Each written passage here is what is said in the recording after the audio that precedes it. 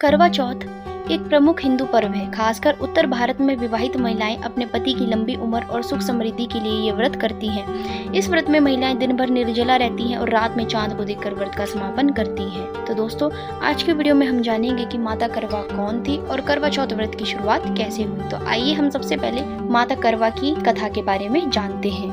माता करवा एक पौराणिक पात्र है जिनकी कथा करवा चौथ से जुड़ी है। प्राचीन समय में करवा नाम की एक स्त्री थी जो अपने पति से बहुत प्रेम करती थी और उनकी सेवा में समर्पित रहती थी। एक दिन उनका पति नदी में स्नान करने गया और अचानक उन्हें एक मगरमच्छ ने पकड़ लिया। पति ने करवा को आवाज लगाई और सहायता मांगी। करवा तुरंत वहां पहुंची। अपने पतिव्रता और निष्ठा के बल पर करवा ने कपास के धागे से मगरमच्छ को बांध लिया और उसे काबू कर लिया। करवा ने फिर यमराज का आह्वान किया और उनसे मगरमच्छ को दंड देने की प्रार्थना की। करवा ने यमराज से कहा कि यदि वे मगरमच्छ को दंड नहीं देंगे तो वे अपने पति के जीवन की रक्षा के लिए उन्हें श्राप दे देंगी। करवा की निष्ठा और पतिव्रता धर्म से प्रभावित होकर यमराज ने मगरमच्छ को दंडित किया और करवा के पति को जीवन दान दिया।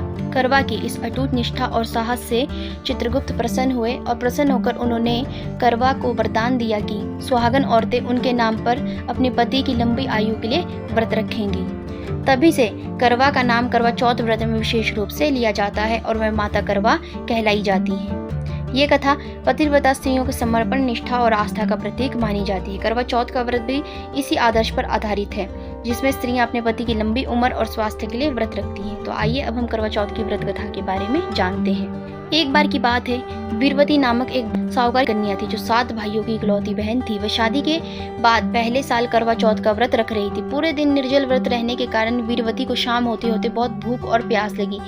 ये देखकर उसके भाइयों से बहन की हालत देखी नहीं गई। भाइयों ने छल से एक पेड़ की आड़ में एक दर्पण रखकर चांद का आभास कराया और कहा कि चांद निकल आया है। बहन ने ये सोचकर व्रत तोड़ दिया। जैसे उसने भोजन किया, उसे बुरी खबर मिली कि उसके पति की मृत्यु हो गई है। वीरवती दुखी होकर अपनी भाभी से सलाह लेने गई। उसकी भाभी ने उसे पूरे साल करवा चौथ की तपस्या करने की सलाह दी।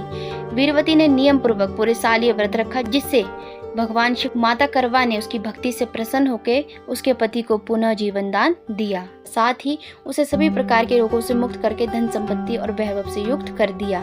ऐसी मान्यता है कि करवा चौथ की पूजा तभी पूर्ण मानी जाती है जब पूजा के साथ इस कथा का पाठ किया जाता है। जो स्त्रियां करवा चौथ के दिन पूजन के साथ इस कथा का पाठ करती और चंद्रमा को अर्घ्य देती है, करवा माता उनके पति को दीर्घायु देती है और साहूकार की बेटी की तरह ही उनके पति पर सदैव भगवान गणपति की कृपा बनी रहती है।